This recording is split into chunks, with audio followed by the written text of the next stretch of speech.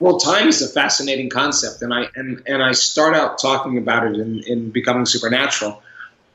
But we only experience time when there's a separation between 2 points of consciousness. Mm-hmm. So I'm here in my present body, and then there's somebody over there, and I experience separation from them because they're material and I'm material, and my senses tell me that I'm here and they're there. Mm-hmm. There's me in the present moment, and then there's my future and my dreams. And that future seems separate from me because I experience time as linear. Here's one point of consciousness. I'm sitting here, and then there's the toilet in the other room, or the kitchen in the other room, and that's another point of consciousness. So the moment I become aware that I want to go to the kitchen and to the refrigerator, I have a separation between 2 points of consciousness. Mm-hmm. So that when I drag my body through space and go from one point of consciousness to another point of consciousness, we experience time in a linear way. Mm-hmm. So we've just been conditioned to believe that time is linear because we believe that we're bodies living in space and time. Mm-hmm. But in the quantum, that's not how it is at all. The quantum is the unified field. In the unified field, there is no separation. Everything is connected in a realm beyond space and time. So in that realm, there is no separation, so you have an infinite amount of time. And if you have an infinite amount of time, then you have a lot of things you can do in all the time you need in the world. So you have an infinite number of possibilities that exist in the eternal present moment. And all of a sudden, then time is inversed. In other words, you experience, when you move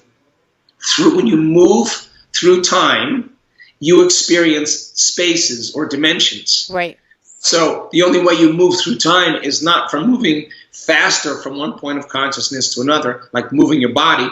It turns into be frequencies. So as you change your frequency, you've changed your vibration. All frequency carries information, and all of a sudden you're experiencing another dimension, another reality, another possibility. And there just happens to be infinite number of those. In quantum physics, it's called the many worlds theory. Mm-hmm. There's just infinite possibilities. So I've done my best in being able to describe the distinction between space and time and space. Well, I started to ask the question, if I'm having a very profound mystical experience. Now, I'm not talking about having a dream. I'm talking about having a full-on sensory experience without your senses. Mm-hmm. So imagine if your senses were heightened right now by 25%. Everything you were seeing, everything you were hearing, everything you were smelling, tasting, and feeling. If your senses are heightened, your awareness of where you are is also heightened. Mm-hmm. Yes or no? Yes. And consciousness is awareness. So when there's a change in awareness, there's a change in consciousness. And you can't have consciousness without energy. So all of a sudden, the brain starts processing greater frequencies and greater energy. And so you're having that mystical moment. What is the biological system that's taking information from the field? It's not coming from your memory bank. Right. What is it that's transducing, taking information and turning it into such vivid imagery? Right. Just because I had read an article probably a couple years before that just kind of caused me to wonder about it, and ran into a researcher, a biophysicist, friend of mine, and I was a editorial advisor for a magazine, scientific magazine, and he said, "Oh, you should check out this one researcher." So I checked out this researcher, and he was one of the few rigorous researchers that had done such extensive work on the pineal gland. Now, every one of those centers in our body are centers of information. Mm-hmm. When you focus on your heart, you're going to feel gratitude and love, and your energy is going to expand, and you're going to be more selfless, and there's a whole consciousness that goes along with it. But as you climb up the body and you get to the pineal gland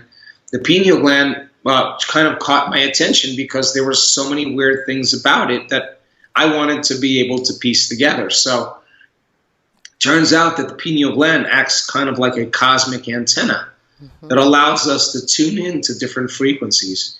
And the pineal gland has tiny little crystals in it that are calcium carbonate crystals. They call them calcite crystals that are stacked up on top of each other.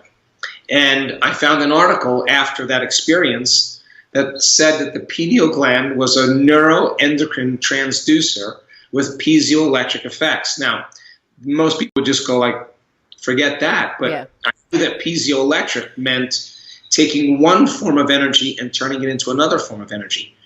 So when the crystals of the pineal gland are compressed, the compression of the crystals takes a mechanical stress and turns it into an electrical charge.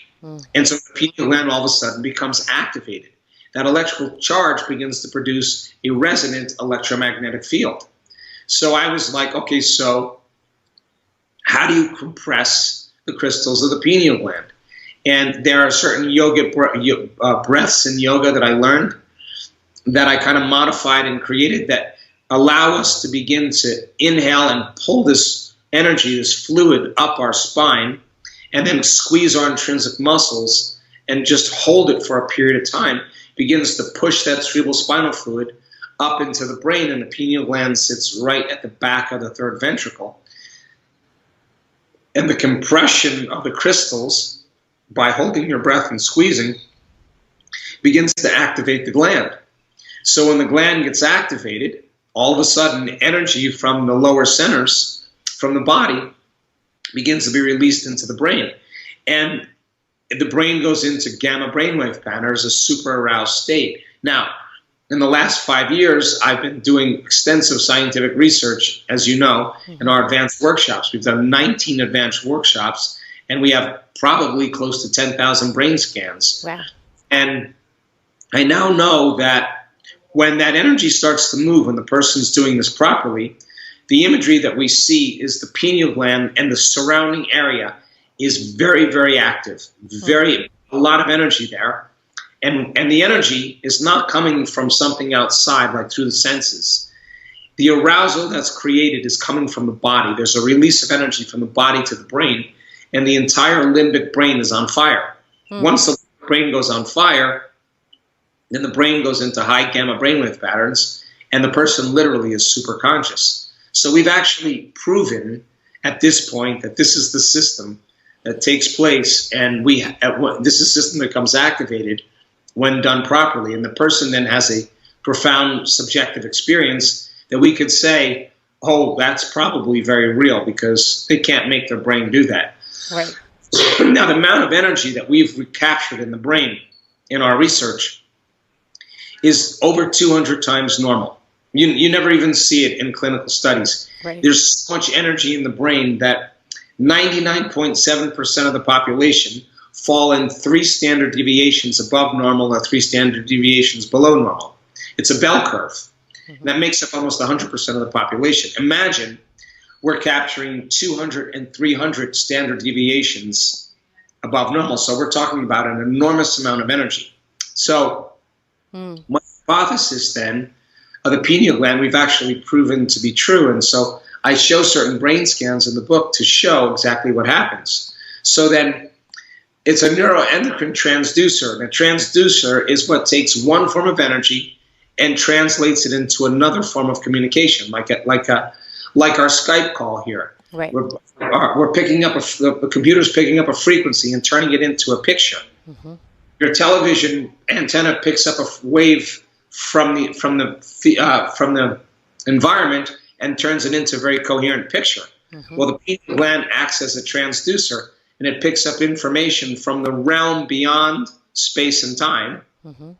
And that imagery then is transduced into very powerful pictures. And it's the metabolites of the pineal gland that create such a profound inner vision. That's why it's called the third eye. You're having an inner vision, and that inner vision is blowing your mind because it's way bigger than anything you've ever experienced and more real than anything you've ever experienced in your past external environment. And since experience enriches the brain, and it does, and since experience produces a profound emotion, right in that moment, that person's creating a long-term memory. And they're wiring their brain, and they're sending a new emotional, chemical, energetic signal to their body. And we could say in 1 second, the past is being washed away.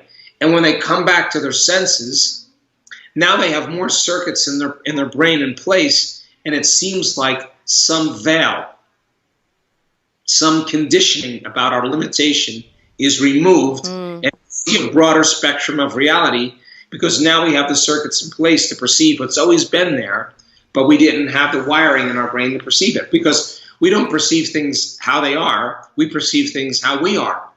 So the brain gets a neurological and biological, and the body gets a neurochemical genetic upgrade. It makes sense then that you're going to see more of reality the way it is.